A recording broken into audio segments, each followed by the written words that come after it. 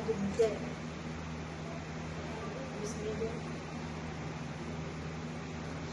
జాతీయ కాంగ్రెస్ పార్టీ మహిళా వీళ్ళకి వ్యతిరేకమైన బీజేపీ పార్టీ ఇచ్చిన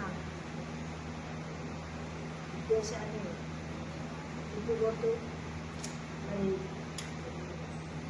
బీజేపీ పార్టీ ఆలోచన ఏంటంటే మహిళా బిల్లు మేము ఇస్తుంటే బీజేపీ పార్టీ ఇస్తుంటే కాంగ్రెస్ పార్టీ అడ్డుకుంటుంది అని ప్రజల్లో ప్రచారం చేయడం మరి ఎంతవరకు సమంజసమని మేము అడుగుతున్నాం. 2023లోనే మహిళా బిల్లు ఆమోదించింది కాంగ్రెస్ పార్టీ. మరి ఈరోజు వాళ్ళ పార్టీని బతికించుకోవడానికి పార్టీలో ఒక ఆయుధంలాగా తీసుకోవాలనే ఉద్దేశంతో ఈ ప్రచారం చేయడం జరుగుతుంది. మహిళా బిల్లు పెట్టేది ఉంటే సపరేట్ పెడితే తప్పకుండా కాంగ్రెస్ పార్టీ సపోర్ట్ చేస్తుందని మరి పైన ఉన్న మల్లికార్జున ఖర్గే గారు, కేసీ వేణుగోపాల్ గారు, రాహుల్ గాంధీ గారు, సోనియా గాంధీ గారు, ప్రియాంక గాంధీ గారు చెప్పడం జరుగుతుంది.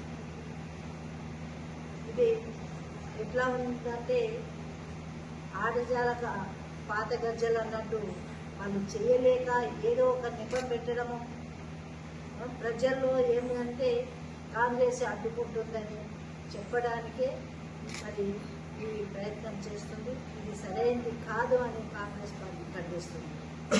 చిన్న రాష్ట్రాల్లో డీలిమిటేషన్ చేస్తే ఇబ్బంది అవుతుంది, మరి న్యాయం జరగదు అనే ఉద్దేశం కాంగ్రెస్ పార్టీ. దేశంలో ఉన్న అన్ని రాష్ట్రాల్లో మరి ఇది డీలిమిటేషన్ చేయడం మంచిదే, కానీ మరి మహిళా బిల్లులు కలపడం అనేది అది సరైనది కాదు.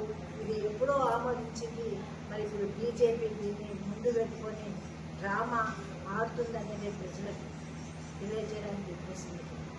బీజేపీ పార్టీ ప్రజలు మభ్యపెట్టడం మరి ఓట్ల కోసం చేసే రాజకీయమే తప్ప ఇది ప్రజలకు న్యాయం జరుగుతుందా అన్యాయం జరుగుతుందా అనేది ఆలోచన లేకుండా ఈ బిల్లును ఈ విధంగా పెండింగ్ పెట్టడం జరిగింది. మరి ప్రధానమంత్రిగా చేసిన రోజులు ఉన్నాయి. మరి బీజేపీ పార్టీలో ఒక్క మహిళకు స్థానం ఇచ్చింది, మరి అంత ప్రధానమంత్రి అయిన స్థాయిని తీసుకొచ్చిన పార్టీ ఉందా అని అడుగుతున్నాం. మరి ఢిల్లీలో కూడా ముఖ్యమంత్రిని చేసి మహిళా ముఖ్యమంత్రిని చేసింది. ఈరోజు మీకు దమ్ము ధైర్యం ఉంటే వచ్చే పార్లమెంట్లో మహిళా బిల్లు సపరేట్ పెట్టండి. మరి అలా పెడితే మేము కాంగ్రెస్ పార్టీ మద్దతు ఇస్తుంది, మేమందరం కూడా స్వాగతిస్తామని తెలియజేసుకుంటూ మరి బీజేపీ పార్టీని మనమందరం కూడా గమనించాలి. వాళ్ళు సొంత లాభాల కోసమే మరి ఈ లిమిటేషన్ని మహిళా బిల్లుని కలిపి చేస్తున్నారనేది గమనించాలి ప్రతి ఒక్కరు. మరి దీన్ని అందరం కూడా మనం దృష్టిలో పెట్టుకొని పార్టీలకు అతీతంగా మేమందరం కూడా ముందుకు వస్తాం. మహిళా బిల్లును సపరేట్ పెడితే అని తెలియజేసుకుంటూ సెలవు తీసుకుంటున్నాను. జై హింద్, జై కాంగ్రెస్ పార్టీ. కాంగ్రెస్ పార్టీ మరి కాంగ్రెస్ పార్టీ ఎప్పుడైనా మహిళలకి పెద్దపీట వేస్తుంది, మహిళా పక్షపాతిగా ఉంటుంది. మరి ఈరోజు బీజేపీ మరి పార్లమెంటు అసెంబ్లీ స్థానాలను పెంచాలి అని అనుకోవడం ఎంత దురదృష్టకరం అంటే చిన్న రాష్ట్రాలు నష్టపోతున్నాయి, రూపురేఖలే మారిపోతాయి. అదే పెద్ద రాష్ట్రాలు ఉత్తర భారతదేశం ఉన్న వాటి బీజేపీ ఫోకస్ పెట్టి అక్కడ ఓట్ల రాజకీయాని కోసమే ఈ పన్నాగం అనేది అందరు కూడా తెలుసు.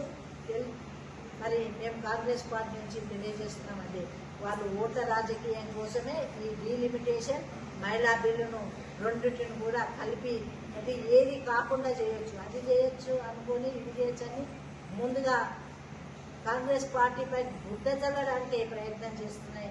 కాబట్టి నేను ఏమంటున్నామంటే ఈరోజు ఆదర్శంగా తెలంగాణ రాష్ట్రంలో తీసుకోవచ్చు. రేవంత్ రెడ్డి ముఖ్యమంత్రి గారు ఒక్కొక్క మహిళని కోటీశ్వరాలను చేస్తామని చెప్పడం, మళ్ళీ రాష్ట్రంలో మరి బస్సు ఫ్రీ చేయడం, అన్ని పథకాలు కూడా మహిళలకే, ఇల్లు కానివ్వండి, కరెంటు కానివ్వండి, మహిళలకు ఇవ్వడం. ఇంత ఆదర్శంగా ఉన్న కాంగ్రెస్ పార్టీ పైన వాళ్లకు మరి ఇలాంటి దురుద్దేశం రావడం చాలా దురదృష్టకరం. మేమందరం కూడా బాధపడుతున్నాం. మహిళలందరం కూడా ఈరోజు బీజేపీ పార్టీ మహిళలను చిన్న చూపు చూస్తుంది, మహిళలకు స్థానాలు రాకుండా చేస్తుంది, మహిళలను రాజకీయంగా రాకుండా మరి ఉద్దేశంతో ఈ డీలిమిటేషన్తో మహిళా బిల్లులు కలపడం చాలా దురదృష్టకరంగా ఉంది. నేను దీన్ని పూర్తిగా ఖండిస్తున్నాం. మేము ఇక ముందు కూడా నెక్స్ట్ పార్లమెంట్లో డీలిమిటేషన్కి సపరేట్గా మహిళా బిల్లు పెట్టాలి. పెట్టకపోతే పెద్ద ఎత్తున మేము ఉద్యమాలు చేయడానికి మరి తప్పకుండా ఉన్న ప్రభుత్వం పైన, బీజేపీ ప్రభుత్వం పైన ఉద్యమాలు చేసి మా హక్కులను మేము కాపాడుకుంటాం, సాధిస్తాం. మాకున్న రిజర్వేషన్ మాకు ఇచ్చే వరకు మేము పోరాటం చేస్తామని తెలియజేస్తున్నాం.